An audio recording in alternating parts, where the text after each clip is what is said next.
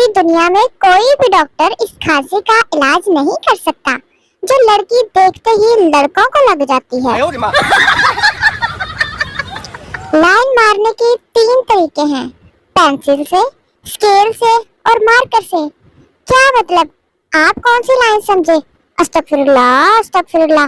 अपनी सोच बदलो। पोस्ट दो, देखो किस मासूम की है।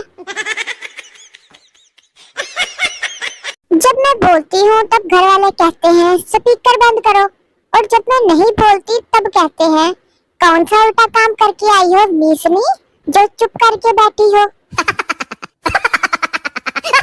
गोलगप्पे खाते हुए जब डॉक्टर कहे मुंह खोलो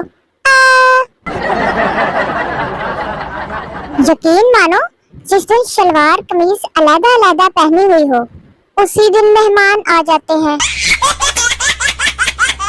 पढ़ती हूँ तो लगता है सब आता है, मगर जब पेपर आता है तो कांपे ठाक जाती हैं। टीचर, आपका पेपर खाली क्यों है? मैं, खामोशियाँ बेहतर हैं लफ्जों से, लोग रूठ जाते हैं। ज्यादा पानी पीने से अमीरों की स्किन ही फ्रेश होती है, हमारे तो वॉशरूम के चक्कर ही खत्म नहीं होते।